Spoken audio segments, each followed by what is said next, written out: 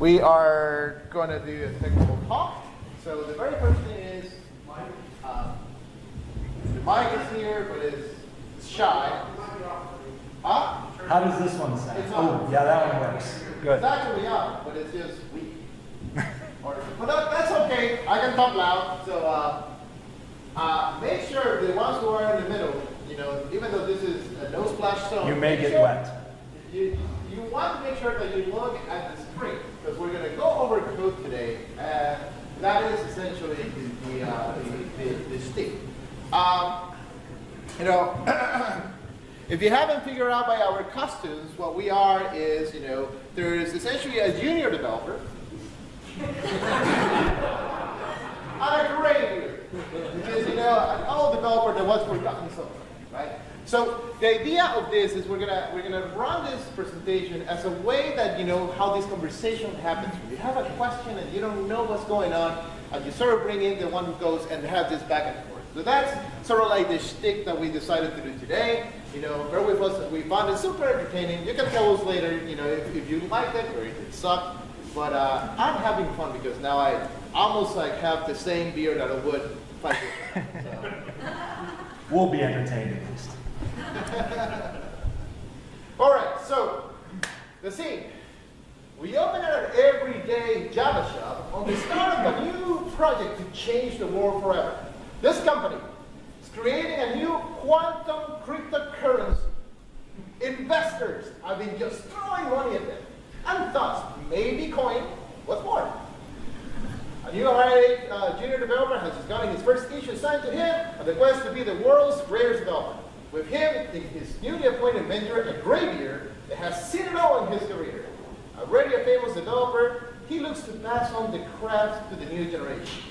He senses a great disturbance in the new project and is on trying to ensure that it is enforced for good and not evil. Start scene. And I'll log down to the script.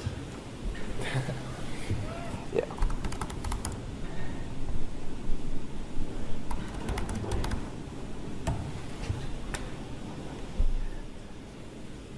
All right.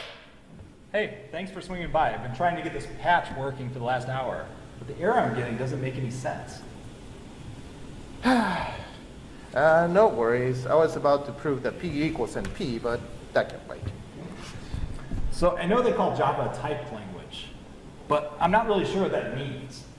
So what it means is that when I do assignments in Java, I provide the name of the type that the data conforms to. So does everything in Java have a type? Sort of. Everything I define as a programmer extends from the class object type, even if I explicitly don't tell it to do so. The exception is primitives like int, long byte, etc. Those goes on the stack rather than the heap, but I think we're getting a little off topic based on your message. Right, but when I'm trying to group multiple instances into a collection like an array, I can put, whatever I want. Yeah. At assignment time, you can define a type that the collection will hold. Java has the capability of using generics, and then you can sort of specify what you want to hold on a list. And what the hell is that? But that's just the problem. I've defined this array list. It contains only the object foo. Wait. What the heck is a foo? I don't know. I just kept seeing it on Stack Overflow, so I thought it was important. The 3 hardest things in computer science: caching, validation, and naming things. Wait, you said 3. Oh yeah, off-white 1 errors. Anyways, back to my problem. I defined this list of foos, okay? And it gets loaded by some batch process written by the other Bob. Wait, who's the other Bob? The independent consultant. Oh, that guy. Okay, go on. So when I process the list, I'm iterating and I get this class cast exception saying I got type bar. It doesn't make any sense. I've defined the list as type foo, so how the hell can I possibly get a class cast exception? Oh, I've seen this thing before. What ID are you using? Eclipse. All right, there's no time for this, but we should talk about that later. Do you know how to trace a reference for your project? Not really. No, since Java is a type language, you can actually trace back. It's possible to trace things through the project using the reference and the types they refer to. And then just go search by reference. 3? Yes. All right. Ah, hey, it's the other Bob's batch class. He cast my list to a non-typed list and put bar into it. And this compiles? I mean, he said to use, we coded ourselves because the new batch book isn't out yet. Oh, yeah, that batch bug. I wonder why is it. I wonder why is it taking so long. That author is just dragging his feet. All right. All right. So how does this compile? All right. So now you have learned the evils of type erasure. All the types that you put on collections, are there a compile time to sort of like guide you, like where the code is going? But at runtime, we actually, the code that compiles to the bytecode, it really removes all that typing. It really does not exist. So they're not hard and fast runtime rules. No, they're more like guidelines. Why would they do that? Well, the first one is because there is an overhead on creating and generating the classes that we will need to have for supporting that type at runtime. It's one of the most basic things with engineer, when you can get 90% of the benefits with only 1% of the work. It is a huge one. So one of the only ways it breaks if someone intentionally does something bad. Got it. So, and I guess this makes sense. The project has some pretty aggressive dates. I guess we don't have to get everything perfect. But hey, that reminds me, can you approve my pull request now? Did you write any unit tests? Why? We'll never make the date if I have to test this stuff too. Isn't that what we have testers for? We do have testers, but the tests are going to help us deliver on time. The unit test helps me understand your code better at code review, and even to yourself several months from now. I thought we were just supposed to write it properly the first time and not touch it again. Well, you're right in a way. Classes are supposed to be open for extension, but closed to modification. They call this the open-close principle. Now you're just making stuff up. Really, that's a thing. But in the end, our code is not perfect. So sometimes well-written tests are the only thing between us and absolute insanity. So I won't be approving your PR until you write a test.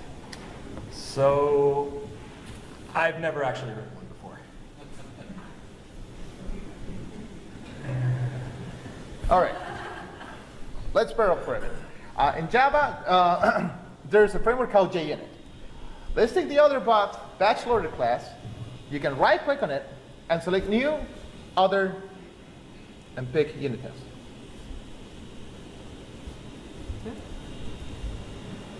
That's not right.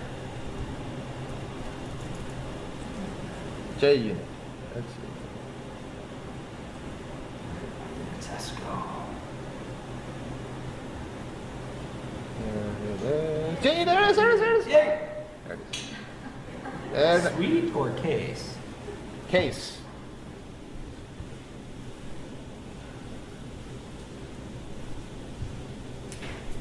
Okay, look, it generated the class for me. So I wanted to cover the load food method. So type test load foods as a method name and create a batch loader object. Okay.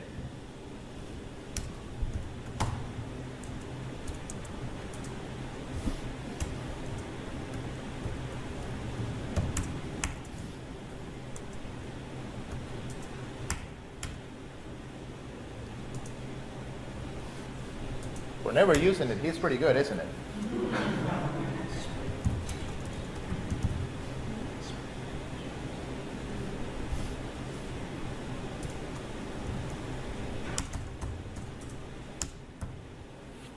Okay, but what can I test? Well, there's something simple like, how do you know that the right amount of foods are created? Okay, so I can call load foods and check the size of the array list.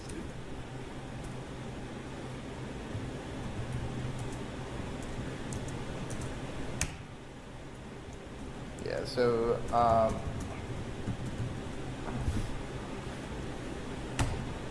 and then when you call load foods, it's Or going to maybe return. just call load foods. Like, this. All right, so then you don't need Oh, wait, to I already got one of those, right? Well, you I never can assign set it to a the array. variable. Oh, I should Yeah, do that. there you go. Fine. This is what happens in real life. Your foods, right? Eh, Yes.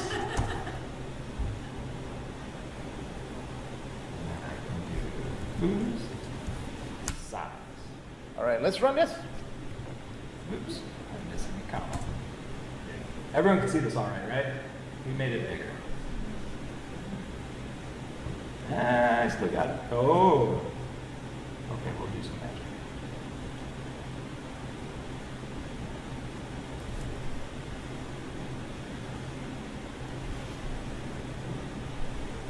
Oh, okay. So, but what happens if someone changes the CSV file? Aha. Well, it's generally a good idea to control the data a bit more in unit testing. Perhaps try to create a separate CSV and add it to the source test resource directory. That way, the data used for the test will be separate, and we can keep that locked down and predictable to test the behavior. Got it. But the path is hard-coded. Won't we have to break the method contract to fix that? I'm starting to think this whole unit testing thing is going to take a long time. You're just noticing that bad design often leads to difficulty in testing. It's a flag. One way we could work around this is by adding a member variable to the class. This way we could set the path on the bachelor's object constructor. Got it.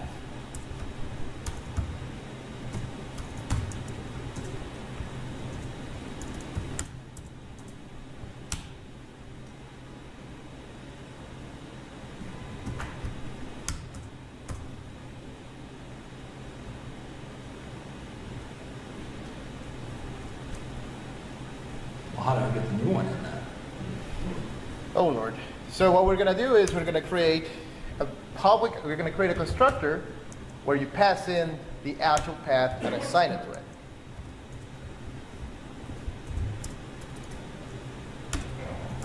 Now this is the interesting part, because if you notice, you're doing two path assignments, one in the empty constructor and one on the actual string path constructor.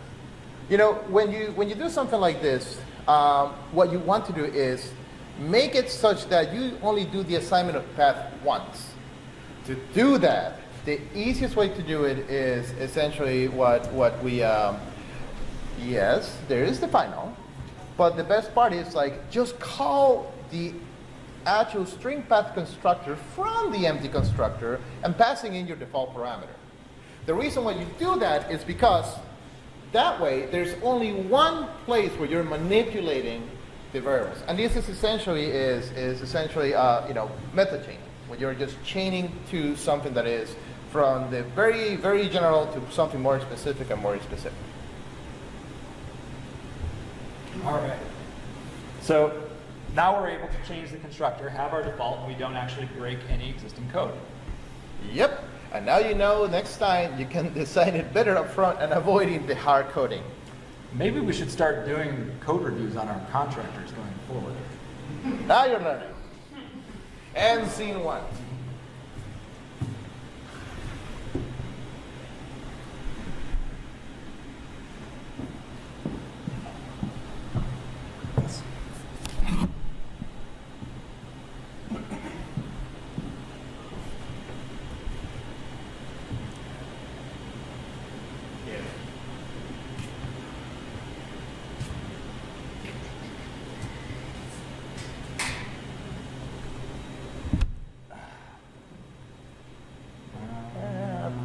What's going on? I just hear you just plugging it at 10 WTFs per second. What's going on?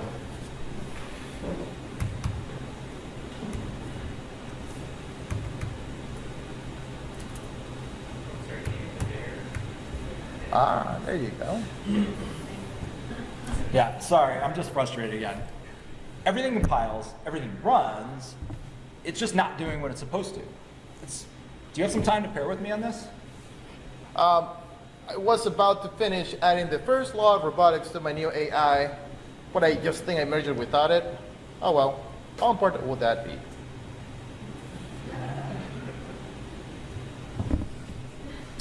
Thanks. So I'm trying to incorporate some of your comments around this PR. You said the data isn't changing very often. It might be helpful to implement some caching. Yep. One of the secrets of well-performing programs is an efficient cache. You see, data that is stored in memory can be retrieved several times faster than it can from disk or over the network. Caching allows us to keep the data in memory. But won't we run out of memory if we keep doing that? Yes, that's true. Caching is not a free lunch. It's really a trade-off. What you're trading is memory for I/O operations. So when you have a cache, you use more memory, but you don't have to fetch the objects from the physical store, like a file or a database. Usually, you set a maximum size for a cache to ensure that you stay within your heap limits. Then when the cache can decide which data is the most important and discard the items that are not accessed very often. Okay, that makes sense, but what happens when the data changes? Well, when the data changes, we must have a way to tell the cache that the data is no longer valid. So we perform an operation called a cache invalidation. Often you set something called a time to live, TTL, which says how old the data can be before it's removed. Once we remove it, then we can cache fresh data on the next call. Got it. But there's no other way the data can change? My cache appears to be behaving strangely.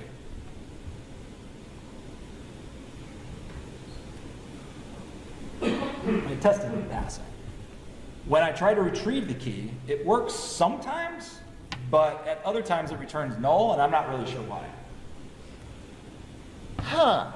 All right, let me see if I understand what you're doing here. First, I'm going to walk through this code, Yep. and then we're going to go into it. So yeah, I've got an item, right? So I'm instantiating the item with a bunch of stuff. Yeah. And I'm creating my key based on the ID. We're putting it in a map. I'm Yeah. asserting the cache as the original key. That Yeah. works. Create a new key, same ID, put it in the cache, and I try to get it out, same key, and it's saying I don't have the new key. So when you're trying to get the new key, even though it's really the same as the old key, is not finding it in the cache. That's Yes. what's happening. Exactly. Huh. Show me your code. Show me your key code. Fine. F3. Yeah, so we have string ID, key string ID equals, there's the override public boolean equals, so you see the equals is there. Yeah, I won't pat you on the back just yet. There's a problem right there. You broke the equals hashcode contract. It's a hash code. The equal hashcode contract, the most important contract in Java programs. What? Okay, let's start from the beginning. The actual fact, the definition of the equals hashcode contract states is two objects are equal according to the equals method, then calling the hashcode method on each of the two objects must produce the same integer result. If you only override equals and not hashcode, your class violates this contract. Yeah, I got nothing. What are you talking about? All right, so you know about the equals method, right? Everyone knows about the equals method. All right, there is a hashcode method as well. Do you know what it does? It makes a number, and that's about as much as I know about it. All right, so that number is important. A ton of algorithms and efficient retrieval methods rely on that number. The number represents a type of sum of the state of the object. It allows things like maps to be able to efficiently look things up. That's why they're called hash maps. So by not doing it correctly, I can actually break the hash map? Yep. A hash or hash code is a number that represents what the object contains. The easiest hash code will be, for example, the integer class, because it's really just representing the same number that the integer class contains. Okay, got it. But we're using an object with a string in it. Is there some kind of general rule I can use? Well, so the equals and hashcode contract just says if something is equal, then it must produce the same hash code. Ah, so if something is not equal, then it's a different hash code. Not quite. The contract is really only enforced on the equality side. Two objects that are not considered equal could produce the same hash code. Well, that's dumb. Why not just make the hash code unique? It's complicated. But let's take the simplest case of a hash map. As the name implies, the hash map relies on the hash code. The way a map works is that internally, it has this thing called buckets. On each of these buckets, there is a list of map entries. Follow with me so far? Yeah. All right. So I guess they don't have to be completely unique, but they're needed for the buckets. I never really looked at how the maps worked. Well, you should. Going back to it. If I have 5 buckets, and I put a new object in the map, the first thing the map is going to do is find the bucket where this entry should go. It does so by taking the hash code of the key.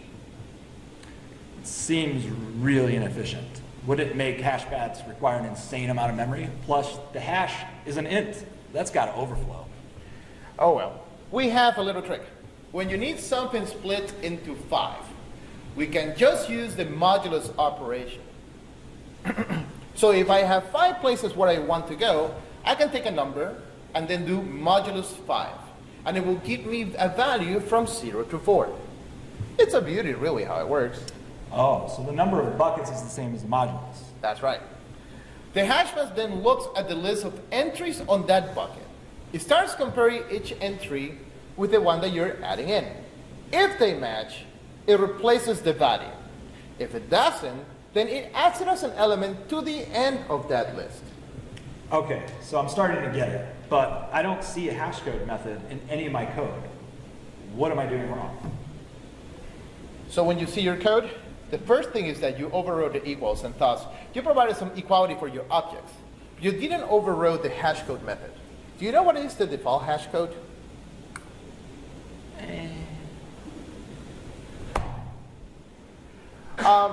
When you don't define a hashcode, traditionally Java assigns a hashcode based on the memory address that the object is occupying.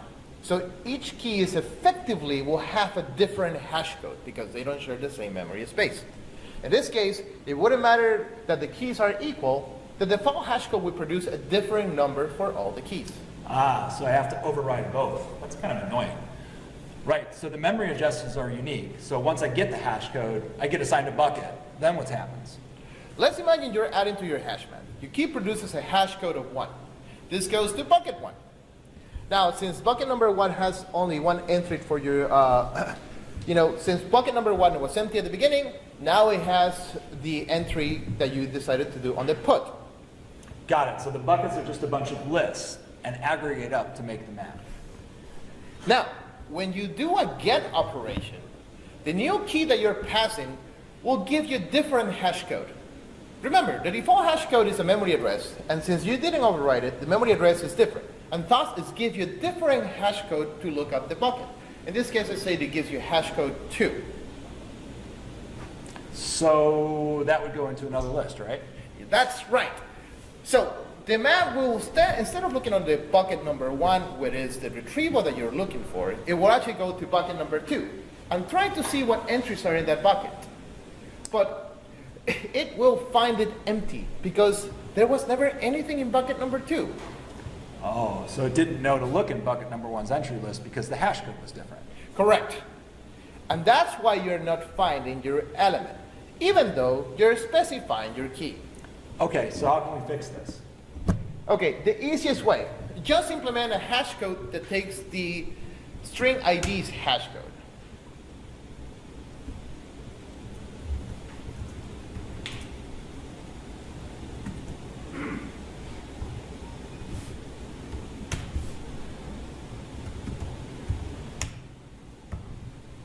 That will do it. All right, let me rerun my test. All green. And your this? test passed. Yep, just like that. Now, if I wanted to be extra lazy, you could leave the equality and hash codes to Lombok. Lombok. I think one of my roommates got that once in school. It's out for a week. He had to get shots. No. Project Lombok. It is a neat little library that allows you to let Java figure out what will be the common sense equal hash code implementation. I know we have Lombok, so just remove your equals and hash code methods and instead annotate your class with the @equals and hashcode at the top.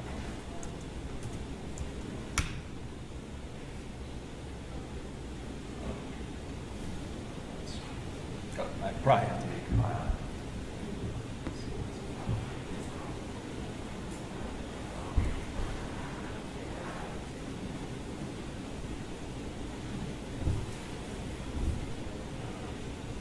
Yeah, every time you use Lombok, you have to sort of like rebuild the whole thing. It's going to use a little trick for injection. Whoa, so I don't have to know any of this. Back to being lazy. Well, yeah. For 90% of the cases, using this annotation will help you out. It's neat because as you class grows, it will keep adding the fields as part of your contract. But with great power comes great responsibility. Sometimes your object might have things you don't want to equals on. So you gotta be careful when adding things to the class. There's a way to exclude variables being part of the equal hashcode contract in Lombok, but we'll keep those for another session. Okay, so before today I had no clue how maps worked, but now I think I get this. At least I'm finding things in my map. And probably because I broke the equals and the hash, whatever contract. At least it's something. Thanks, old man. Yes, Greenhorn. Why do I have a message that's asking me if I'm John or not? All right. Close scene. Scene 3.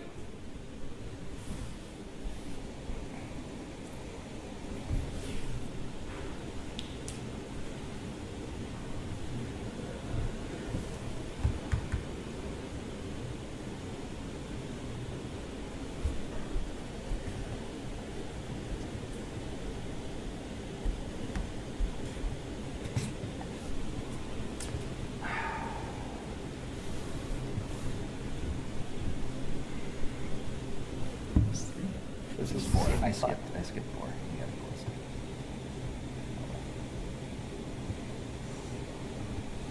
Come on, Junior, you can do it. Typing's hard. All right.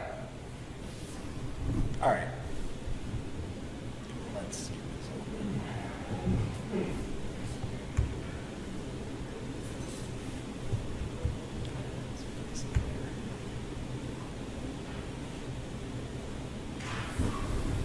Why does this test not pass? Every time I run this test, it fails because it's missing some stupid microcent. If only this for Superman 3. But no, this thing just doesn't work. Time to talk to the old man. I'm gonna make you walk over here. South. Is that where we're supposed to go? Oh, hello there. You didn't see me adventuring. How can I help you? I don't know why. I just keep running these stupid tests. They never add up correctly, and I'm some sort of microcent short. I'm suspecting already that you just made your first currency mistake. Don't worry. It happens to all of us, hopefully at most once. But you see, my unit test fails. All right, just walk me through what you're doing on your unit test. All right, so I've got a shopping cart, Okay. and it's floats, and I'm adding 101 items to it. They're all 20 cents. They're Sunny crypto. And then I'm just asserting that they should all add up to $20.02, which just makes sense. Yeah, and then what are you getting? 20.200000301003456. I knew it. You're using 40 points as your currency. That explains a lot. What? Oh, but it's a float. I can just change it to a double. That'll be better precision. No. That's not what you want to do. Let me explain it a little bit. Why is this the vein of developers? You at least know how everything in computers are 1 and 0s, right? Obviously. All right. So how are, for example, integers represented? Well, you have these 1s and 0s, and you pick to the power of 2 to the 0th power, and then you add 1, and then if it's 0, you skip, and then you do 2 to the first power, and then, well, it's either 2 or 0. Then you keep adding, and yeah, it's fine. Yeah, that's great. That's great. I'm glad that it's still teaching you that. How are floating points represented? IEEE 7, I don't know. I didn't quite hear you there. Okay, I don't know. I may have slept through data structures class. It was the day after St. Patty's Day, and, well, what does this have to do with anything anyways? Well, I'm not going to bore you with the details, but take a guess. What would have been the way that you would have implemented floating points? Well, I could just use a dot in the middle of the int, and so half of it's for the decimal part, and the other half's the whole part. A great idea indeed, but like many of your other great ideas, rather inefficient. The max rate of int is somewhere around 2 million. If you put a dot in the middle there somewhere, you will have a max of 200,000 and a precision of 5 decimal places. Oh. And worst of all, some values have tons of decimals or fractions, where others have none. So like representing pi would be really difficult, or in a model, or very large numbers on the other end. That's the floating and floating point, and that's why we have a different standard for representing these kind of numbers. Needless to say, the thing is that floating points is incredibly efficient in representing numbers that could be very small, but with high precision, or very large numbers without that much precision. The problem they run into, though, is that they don't quite represent fractions exactly. Anything that's a decimal fraction, like 1/10, becomes very hard for getting a precise floating point representation. In themselves, this sort of like imprecise results are usually harmless. But as the error keeps adding up, they can actually become significant enough as to give you trouble. And to get many people in trouble. They are leaving little money on the table. Many contractors have actually made a ton of money chasing out these rounding errors. Well, since we don't have that money, how can we fix this? All right. Okay. So the very first part that we could do is get your actual shopping cart, instead of doing floating points, since we're dealing with essentially dollar values, and we know that we're never going to have more precision than 2 decimal places. Instead of representing your values in dollars, we represent our values in cents. When we do that, we don't need to use floating point arithmetic anymore. We just use an integer or a long to represent the cent value of our transactions. When you do so, then when you calculate everything in cent value, but when you are about to display it, you have to make sure you divide by 100 so you get the pretty display. Once you do this type of change, then things will work out. Okay, so it looks like somebody's actually already implemented it sort of close to what you described. So here, all these code comments, who left those here? Junior is so sloppy. Whatever. So here we have the cent price. It's defined as an int this time. Yes. As we iterate through all the items in it, we're taking the cent price and we're incrementing the price times 100. Because that turns the price from dollars to cents. Times the number of units. Yeah. And then it looks like we return it after dividing it by a double, which is more precise than the float, right? I was right about that? The important part is that you actually made the big calculation and addition using an integer arithmetic, which is precise for integers. Got it. So I can just flip it over to this. And then it should work, right? Yep. Huh. It works. As I knew it should. Now, if you excuse me, I'm going back to my textual research. Where was I? I think I was going south. Stupid brew. And C.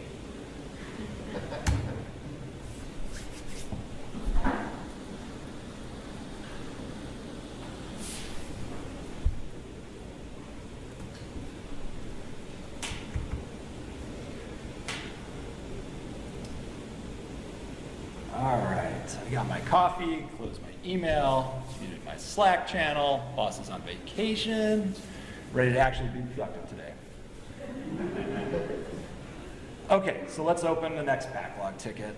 Oh, our report is taking, it's not even done yet. Let's see. What do I have here? Boy, that's slow. I have like 1 million orders. Why would it take so long? Maybe I need to create an extract, transform, and load process. Yeah, we might as well use Apache Spark. Or maybe AWS Glue. I think Bob the consultant is going to have a field day with all of these technologies. Well, the old man says you have to profile it first, even though it's definitely obvious this is too much data. Okay, let's give this a shot. Let's see if Gopher's still alive. I want to go to my favorite Gopher side. Oh wow, they still work. Hey, old man, you doing something important? Reminiscing of better times, but sure. Never mind. I'm trying to get this report working. And it's complaining, they're complaining that it takes too long to run. The report is to crunch 1 million orders. But first it has to exclude duplicate offers. I mean, why don't we go into it a little bit? So we have our report. We're removing the other offers, excluding them, and we're removing them with iterator. So I was thinking, let's just create an Apache Spark cluster. And no, then- no. What?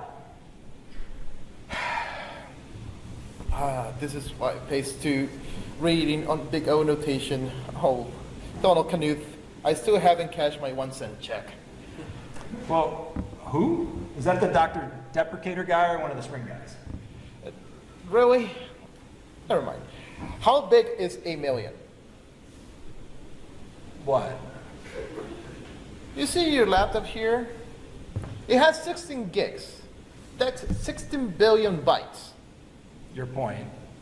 I want you to see that 1 million is not a big number anymore. It used to be, especially in the 640K days. So you're saying I don't need an Apache Spark cluster? I will start assuming that we don't and go from there. But millions. Shush. Can we look at your code? Fine. Well, it's simple. It just takes a long time. Just walk me through. What are you doing? So I get a collection, right? So if we go back to the test, that collection is coming in as a list. Mm-hmm. That collection is going through. We iterate through iterator, see, using libraries. Get the next order. We check if it's excluded with a order, which is also a list, array list. If it equals, we say it's matched, and then I go in here and take the iterator and I call remove. It's nice and clean and short and concise. It's just slow. Give me my Spark cluster. What is the big O on this? Big what? Big O. Oh, I think I remember. That's the one with all the normal forms, right? You never use it. Waste of time, right? No? There's no appreciation for the arts. Listen, when we design code, we should always have an idea if we are doing it efficiently. But we're just removing things. I'll illustrate. You choose 2 lists, one for your orders and one for your excluded orders. And you want to remove the elements of one list from the other. Yeah, sounds simple. That's what I'm doing. What you're doing here is the worst of both worlds. Since a list can have duplicates, it will need to check the whole list every time it wants to remove something. And since the other list might have duplicates as well, it needs to check all the exclusion lists, even though it might have found something already. But we don't need to. All the orders are unique. Oh, okay. The big O of your piece of code is O squared. It is right code, it's doing the right thing. It's just very, very inefficient. Switching it to a set will make your life a little easier. Also, what you're doing is an implementation of the intersect algorithm. And believe me, you are not ready for doing that yet. Oh, so you mean what? This BOGO sort? Yes, that was the other algorithm that you actually implemented on your own. And it cost us $10,000 in AWS dollars. Okay, I get it. What am I supposed to do? I need to intersect. That's what the internet is for. First, search out and find if somebody has already built this kind of operations in. The second thing is, you don't need lists. Since you know things are unique, selecting your collection is an important step. So let's change this around a little bit. First, let's essentially take your, the shopping cart, not the shopping cart, the actual reporting that we were doing, and for calculating the orders, and transform them into sets. Okay. Yeah. And then after transforming them into sets, what we're going to do is we're going to use an operation that is already built in on the order set, which is we're going to remove all the excluded orders. Now, what was the time that it took to run before we did this change? It's like a minute. A minute? All right. Well, what about we try doing it this way, where we actually use sets instead of lists, and when we actually use a properly implemented sort of like intersection instead of your O-square intersection. Whoa, this thing runs in milliseconds. Now you understand? When people take care of crafting the right algorithm for the right problem, they don't need large Sparky clusters. That's Apache Spark. Shiny clusters. The money this industry would have saved, it would have gone to your bonus. And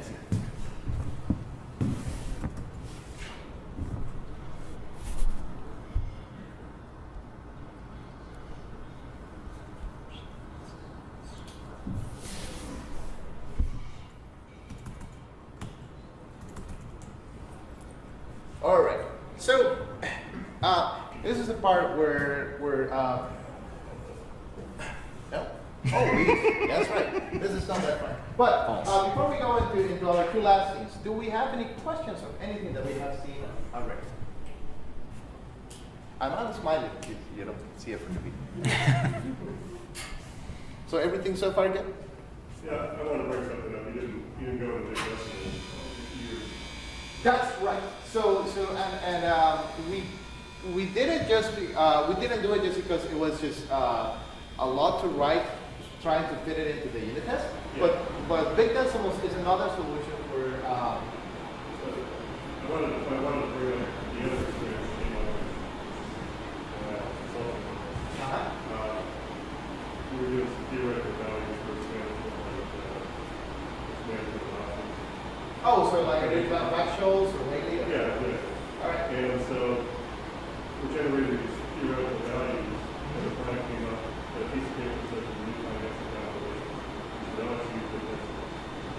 I couldn't get off those theoretical values of where I was not up. So I just took transfer of numbers and put it into the decimal.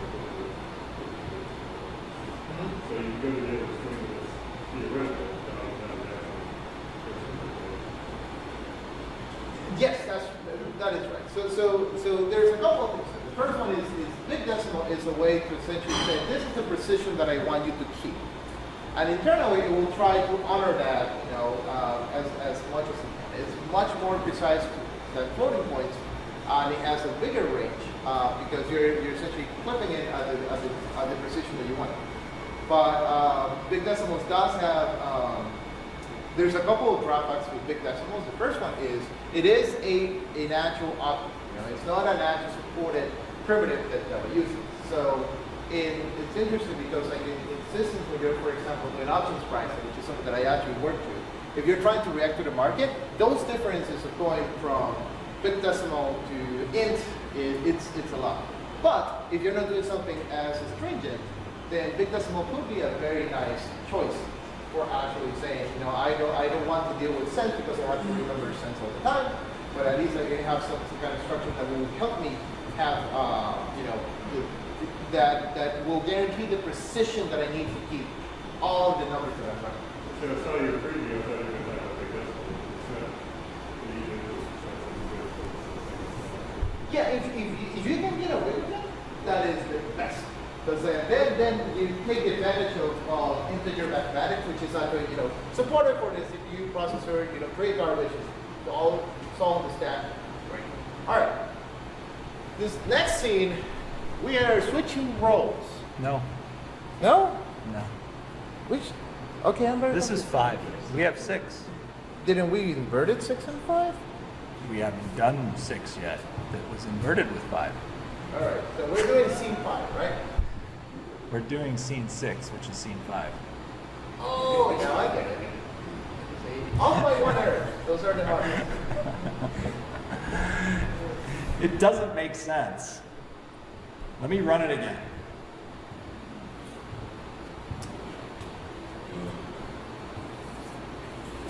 It's the same result. Albert Einstein said the definition of insanity is doing the same things over and over again and expecting different results. Okay, but listen to this. I'm running a Spring app. Every time we get multiple orders, our totals of the day usually come up way too large. I'm looking at the code and things look like they're okay. Why don't we take a look? All right. So we've got a Spring Boot app. We've got our order calculation service, right? Mm-hmm. In here, I got my order ID. I'm adding to get the item, and then I get the total right here. So it's just a simple method, returning total. And here, I have my controller. Auto wired in. I set my order ID. I add my item. I get my total. It should be the same amount. But I look at my test results, and I'm getting all sorts of weird stuff. So we've got multiple threads spinning up, so hitting it at the same time just like users would, and it's all over the place. I see. So you're keeping state on this sort of like a calculation service. Yeah. Where do you declare this bean? Where is this being declared at? Right. So this is in order, well, so here's where the bean is declared. Here, let's make this bigger. Yeah, that's the So this is the bean declaration, and then that's I'm the wiring it definition, in right here, auto wired, just like everything on Stack Overflow says for me to do. But where do you have the bean annotation? Usually on the started. No, that one is for the auto wiring. I'm looking for the one where. Oh, you mean the config file? Yes. Yeah. So here's my configuration class. Yeah, I guess I didn't like imports there, but it's a bean. It's creating a new order calculation service. It's getting wired in just like I expect. All right. Tell me what you know about scopes. Method scopes, public, private, protected, and there's that other one. No. I'm talking about bean scopes. Bean scopes. Aye. All right. So for each bean created in Spring, it has what is called bean scopes. These scopes tell us how many of these objects you actually want to create. But it looks just like a factory method. Shouldn't it just be creating one every single time it's called? Not by default. Have you heard of the Singleton Pattern? Yeah, that one's my favorite. That's the one that I get right on all the interviews. Well, as you can see, you didn't really specify scope in your bean. By default, Spring will initialize your beans as singletons. But I'm asking for a new bean here. That's not the way it works, Springhorn. Just because you're asking for a bean, it doesn't mean that it will create a new one every time. Oh, so that means all my code is being shared across all requests? Yes, and since you have shared state, this of course will not work. Shared state? It means that your order calculation service depends on the other methods that are called before it. So your get total depends on not sharing the state with another request. Oh. So there are many solutions for this, and I'm not going to go over why this is, why this isn't a part of the order object. It should actually be part of it. But at least for now, we can fix this by changing the scope of your bean. By default, your scope is Singleton. So what we're going to do is change the default to request scope. Since this is a controller and is responding to each particular web request, we're going to change it to request scope. Request scope will give it a new copy of the object for each incoming request. This way you avoid having to share this object across different requests, and when you do that, it works. Okay, so let's see if we can find this on the internet. So, Spring request scope. Huh.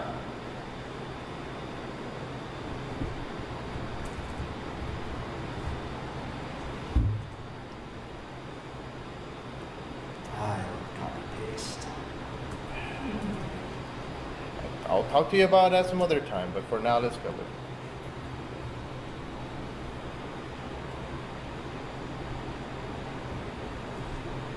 Okay.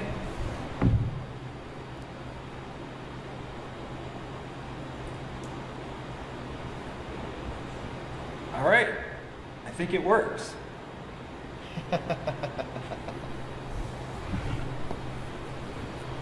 Thanks, old man. All right, let me just go back to training my AI with 2008 things a month. And see. Okay, now you can do your thing, Freddy. All right. Now, the last scene, essentially, the student becomes the master. And because none, even graybeards know everything there is in the world, now I'm going to be sort of like a little frustrated on a new Java 9 feature.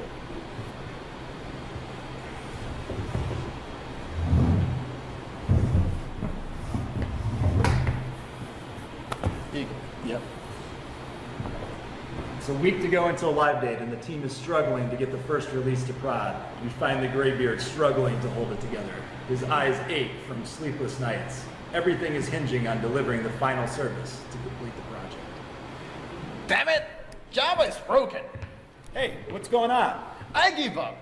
I think we're going to have to port this entire project to Go. Whoa, that's going to set us back months.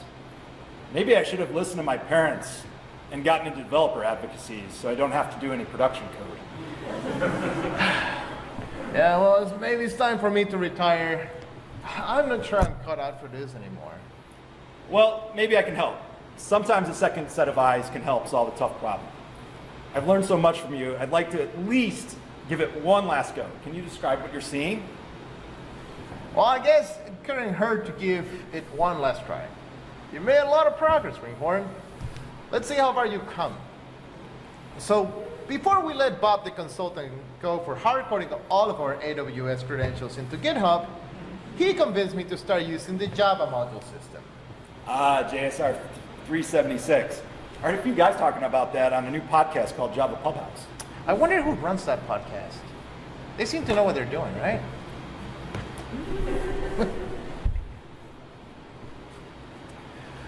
Anyways, I've got about half of the projects converted. It all compiles, but one of the services is behaving very strangely. So when you say half converted, what does that even mean? Well, I have all the service interfaces in a module. Let's call it the Oms Api module. Let's see it, if you can see it. Let's just make it a little bigger. And that should be, where are you? The Oms Api module. Oms API module at the top. Yep, and this is sort of like a, where is the, Yep, so you got a module info there. Ah, there it is, that's what I was looking for. All right, so here's the module's API module. And I set it up to use services via the service loader. Yeah, that's kind of nice.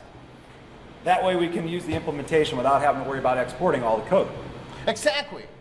So I have all the implementations in Quantum OMS module, which is another module in our system, which is a little bit down here.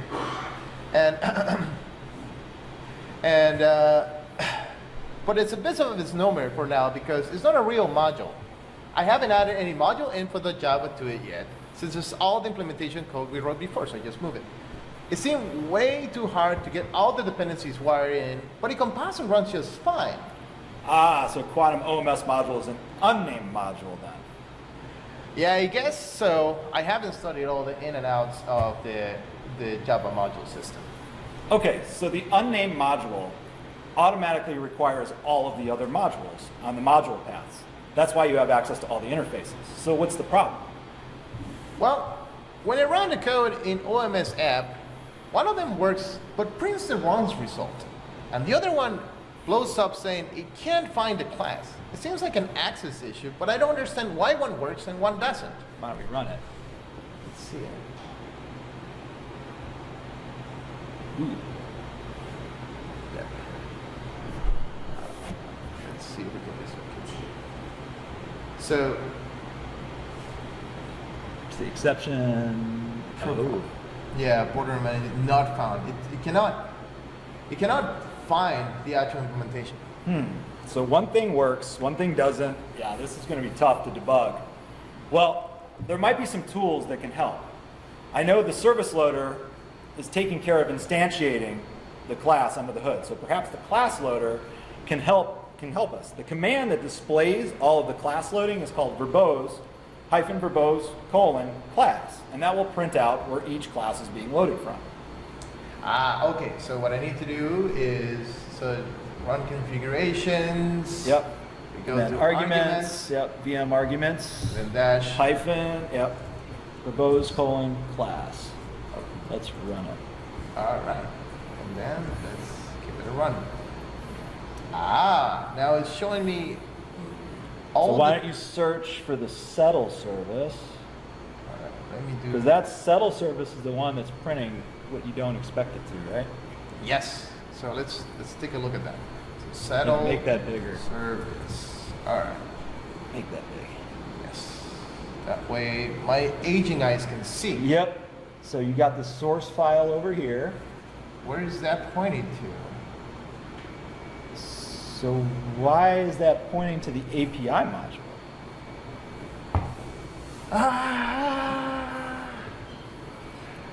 Well, I have an implementation with the same name in Quantum OMS module. I'm confused. I thought the module system is going to stop it from happening. Well, the Quantum OMS module isn't really a module yet. The different rules apply to the unnamed module. First, classes don't get checked for duplicates, like in the other modules. Second, classes that exist in named modules take precedence, which is why you see the service loader coming from the OMS API module. So why don't we look at the OMS implementation? Let's see. Which one? That's the API, so that's what you thought was going to break. Yeah. But here, In open the Quantum OMS.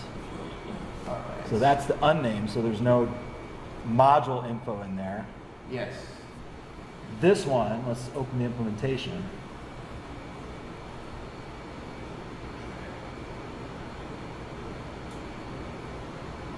So that's the one you Yes. want. This is the one that I want. Let's see the one in the API module, which is an actual module. This will be the high school. This is the one that you're getting. So Yes, that's what's happening. So I think there might be a straightforward fix. I've noticed some open projects like Apache Tika have a similar problem to us. They have lots of dependencies and they're trying to ease into the module system. So what they've done is they've turned their modules into automatic modules. Oh, that's okay. So hold on. Yeah, this was essentially an unnamed module, and now you're going to create automatic modules. How does that work? Automatic modules exist on the module path instead of the class path and are automatically exporting all of their packages. So they're automatically named using the file name if you don't specify the automatic module name on the manifest.mf file. Ah, so I don't know that I like the idea of getting the names randomly for the file. I mean, what if we upgrade? Seems like the manifest entry is the more consistent approach. Yeah, that makes sense. So we could just add via the Maven plugin to the Quantum OMS. We can just add it via the Maven plugin to the Quantum OMS module. So Google automatic module name. I think there's a blog post out there on it.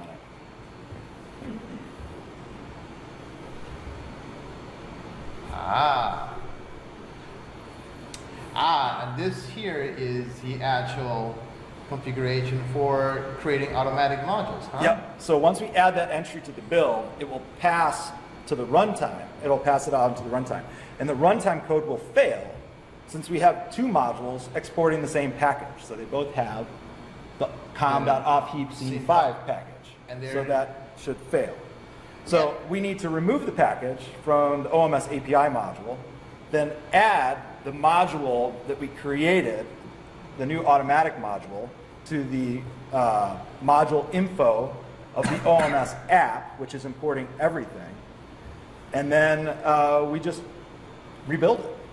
All right, so first let me put it in, because this is part of configuration plugin. Oh, yeah, so it's just part of the compiler, the jar plugin. Ah, okay. So it'll write entries to the manifest.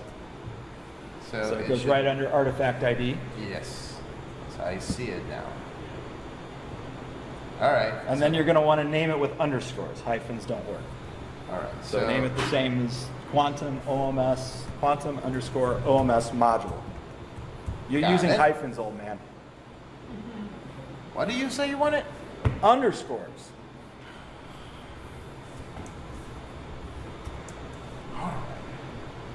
Okay. Now you're going to want to remove the package All right. from So the API. So the package for the API. Or just compile it and watch it break. Let's see. All right. So let's build it. That's the run. Oh, sorry. That's right. We need You got to build. And then we do that by doing. Maven install. Where are you? I told you I don't like Eclipse. We'll get you IntelliJ next time. We'll be doing this again at DevNexus. We'll get Freddy IntelliJ more comfortable. All right. And then Maven, what? Install? Where is it? Oh my gosh. Run as, and then install. There it is. I'm like really losing my vision too. All right. I wish we were acting. All right. Okay, I'll build the Now this guy. same way. Right. Second the same as the first. Run as Maven install.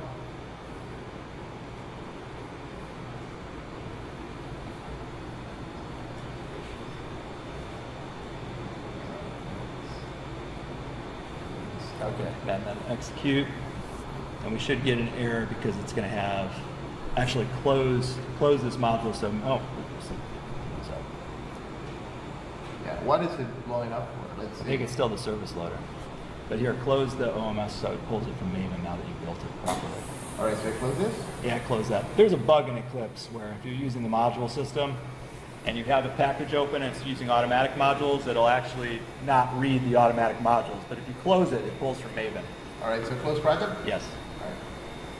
Now execute. Now we can do this. You might want to turn off the verbose class loading. Yeah, it's getting in the way of. Order managed provider, order not found. No, it's still not finding it. Now for really let's do this. So run configurations. Just remove it. And then run.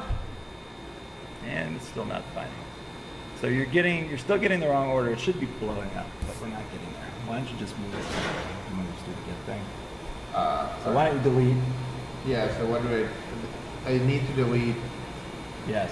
this one, right? That's delete the whole package. Yes. All right. So we delete it because we don't need it anymore. And then, Remove it from module info because you can't export a package you don't have. that's right. So here, It provides with, that's the service loader. uh-huh. Provides as well. Right, it's because this doesn't exist anymore. Yep. Save. Save. All right. Red. Compile. Then compile the old way. So now it's all just APIs. Yes. So run as Install. Maven Install. So that is now installed. And now we can actually run it. Now you'll need to add that module to the OMS application. So That's probably the step we missed, because if we don't add it, it would have never It would imported know- the actual automatic module. all right. So we have to add a requires for the new one, the Quantum OMS module.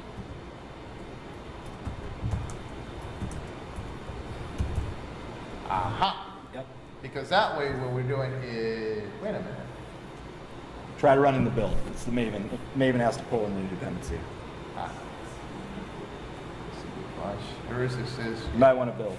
oh, sorry, build, not run. Ah, Eclipse.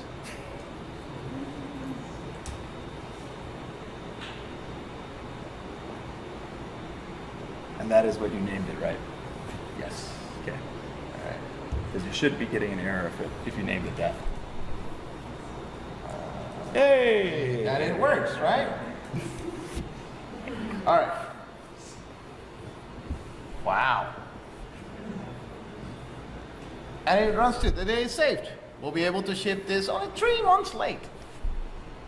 So, after all that, do you think it's okay to throw it in the module system? We'll answer that after we get through it. That may require more beers. Yes. Yes. So that's basically on time in this industry, right? You know, we padded all our estimates by about a year. So, yeah, we're good. And with the program shipped and the secrets of the JVM protected, our hero finally got their Java or beer. And that's it for the actual show. You know, we can actually take this out and we welcome any questions you guys have. So, question about the module system. I mean, so a lot of what's in there right now is, my opinion, is really meant for the JDK. So you can modularize the JDK in some simple applications. But there's a lot of open source projects that are trying to at least adapt to it so that people that are using it can start. So the purpose of that scene was to show the automatic module system and what the easiest way to get into it without doing all the work. You're not getting any of the benefits of blocking things from being exposed and imported into other packages and jar files. But you do get to start using the module system, and some of the cool things you get with that, like with JLink, where you can actually start trimming down the JDK using only the pieces of it you need, starts to become possible. Because in order for you to use JLink, you have to have your project modularized, or else it doesn't know which components to bring in. And then you can get your JDK down to just a couple of megs. Yeah, it's actually like more for right now, I think, for framework developers, because they do try to sort of like not expose details and sort of like try to have that modular construction. So if you're developing libraries, then modules might be something that interests you. But for your everyday things, you know, if you're just working on an application and you have not used it, or it's, yeah, I wouldn't. Yeah. Any other questions? We need at very least 2 questions. So, you know, and we went, you know, our trip took us from having, you know, like, what do we start? We start with floating point arithmetic, just don't use floating points for currency. We started with types. Yeah, with types. I know it was a long time ago. But. Yeah. It's a scene 1. Oh gosh, so long ago. But yeah, type erasure, it is a real thing. Like, you know, people think that when you type with generics, that's the way it's going to be forever. But if you actually look at the bytecode, Java does not have any way to express, like, you know, types or generics in the bytecode. So it is a very real thing where you can actually mix up the different types, you know, if somebody's doing a bad cast. and then we did Equals. equals and hash code. That is super duper important because like if you ever have a situation where you're putting something on a map, getting something from the map, and it doesn't work the way you expect it to, chances are that there's either two things that are happening. One of them is a breakage of the equals and hash codes contract, or you're doing threads. On that one, I'll add the other one that I've seen a lot happening is that your key starts changing the equal and hash code values after it has been inserted into the map.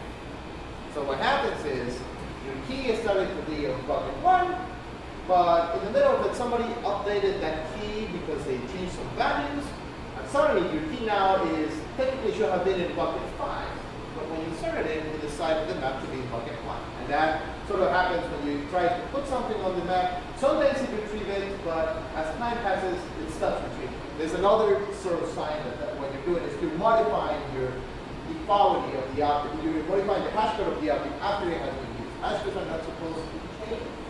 How do you do that? So, Yeah, and it was kind of funny, the initial discussion we had over this is how far you can get without overriding equals. I think Freddy overrides equals a lot more than I do. yes, I like it. It's for the things that we run into, it's almost like now it's I just do it automatically. It's like I create a new class and it's like after you define it, people have to do it. Also, Lombok beat coming up on the upcoming episode of Clubhouse, maybe. Yeah, we're going to talk about Lombok, which is a little library that it doesn't only do equals hash code, it actually creates data classes, pre-builds a pattern, it applies it and dices, it's kind of fun. Question.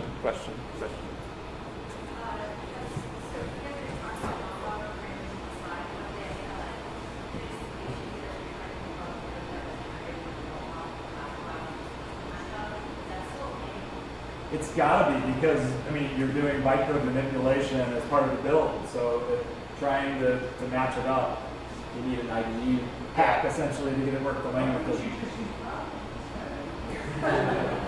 That's another way. The question over here too?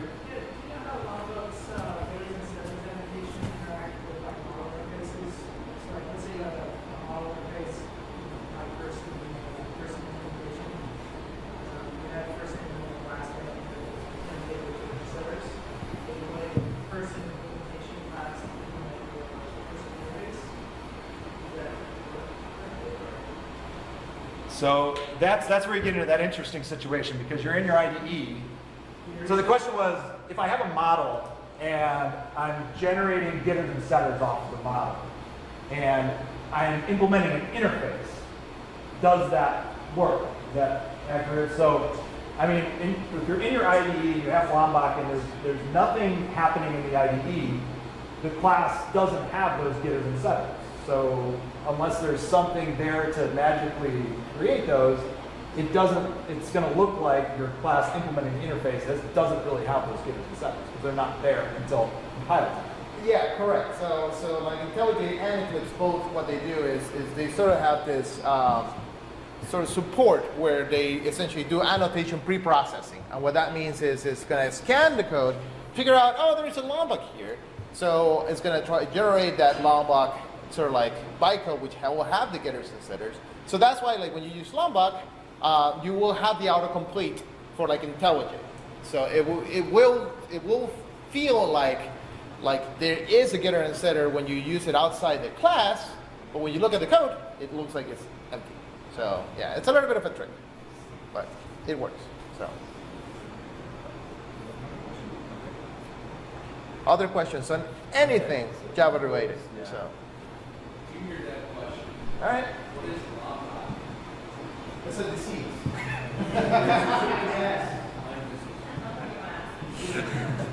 Project Lombok is the name of a library, and its library, what it does is it tries to extend the language by doing weird things to it. Like the magic of Lombok is weird, and that's why it is not perfect. But what happens is it's trying to sort of like fix the verbosity of Java, because you find yourself doing these patterns over and over again. And Lombok tries to make it such that these patterns are almost useful. Like defining equals is just, and Kotlin will be like the superset of that. where Paulin said, you know what, instead of trying to hack the language, let's just create a language that supports what we wanted Llama to do.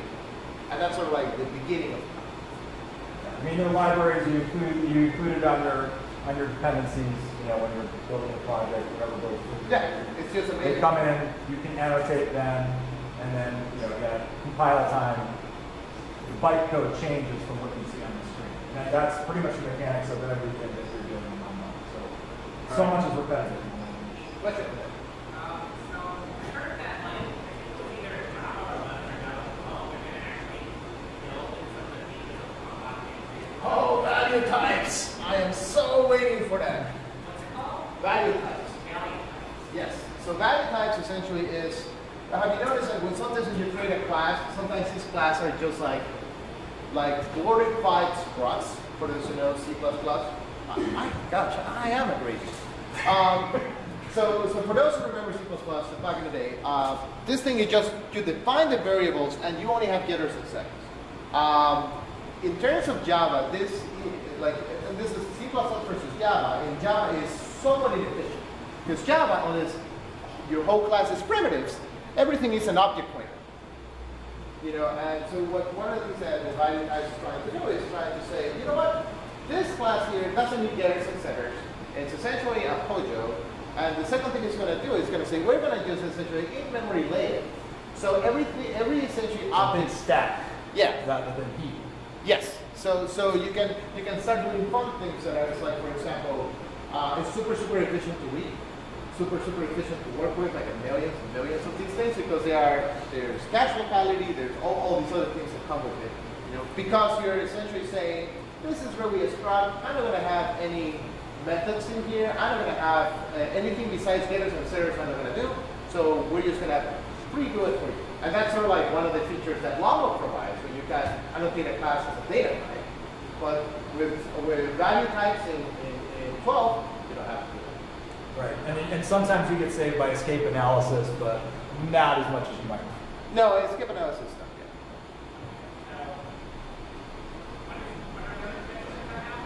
What? I think. Ask Brian Getz. Yeah. I think they're trying to do 13, right? But yeah. Maybe parts of it. It's the baby step stuff that's coming out. They want to make sure it's right. And that usually takes time. So, other questions?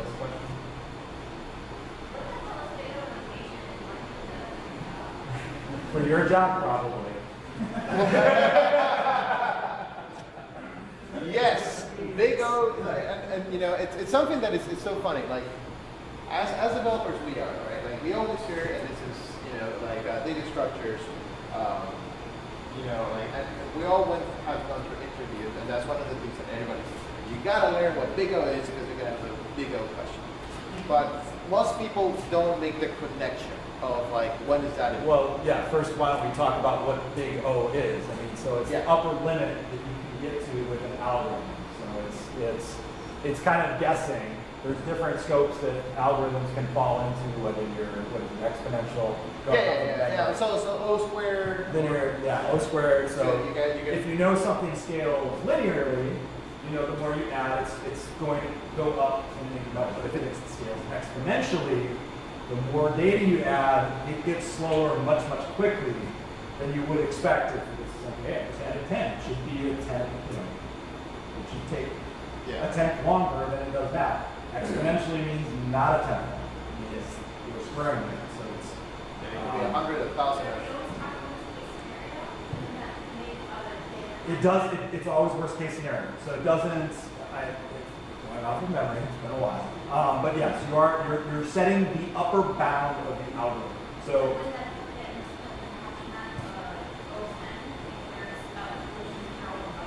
So what is O of n? So that's. I thought it was n would be linear, right? Or no, n is constant. Yes. No, O1 is constant. O1 is constant. Yes. Yeah, O1 is linear, meaning like if something takes, you know, and there's also time space versus memory space. But you know, O of n means that if something is taking, you know, 10 milliseconds, you know, doing twice as much things, it's going to take twice as much. But the thing is that when you actually look at the code, a lot of the things that sometimes we run into is that when you get to see that I'm doing a loop and another loop and another loop, that's usually a sign that you can be, there's probably inefficiencies and there's something that you can be more efficient. And as you can see, just making a quick change can go from 60 seconds to 60 milliseconds. And most of the data structures in the Java libraries have a documented big O notation. So if you're looking at the documents, it will tell you how slow the algorithm is when you're Worst adding, case, when you're yeah. moving, worst case. So you can make those decisions when you're building your applications. Okay. But I think someone mentioned something about expected. A lot of other people make the difference between worst case scenario, which is not going to happen, is what they expected. Yes, so there's Little O, there's an O, is there omega? Now I'm really No, interested. There's-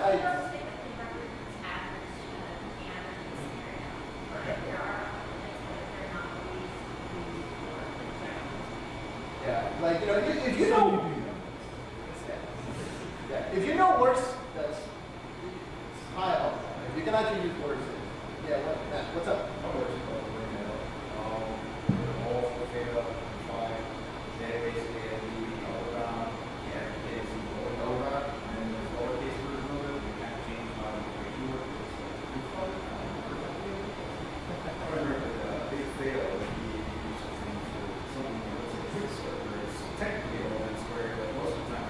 Yes.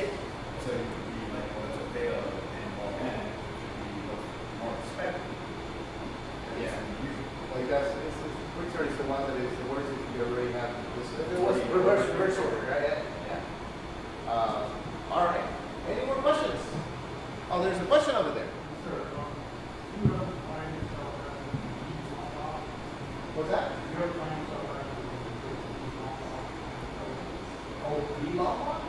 Oh, right. Janine, would you like to take this one? Yes, I've covered this many, many times. So usually when we're using Mongodb, what we do is if we're doing so, say you have the J classes that are here just using them to manipulate your database, so they're basically just programs. You have betters and setters on those. You're not using debugging or looking at stack trace. Those are fine. But if you have a Mongodb, you have a order flow, looking at the things that will produce stack trace that I care about. Whether it's stack trace versus my source code, and numbers will line up because it doesn't include the generated byte code that's included in there. So what a lot of people do is they actually have copies of the product. The first one is from their local debugging and their local generation, whatever. They write it from the Mongodb in the editor. And then when they go to release it, they actually debug Modify, which takes all the generated code and actually places it in the source code. That's what they package out and then push off. So say that stack trace and then you can run your match up exactly wrong. That's the first version here. It's not the All right.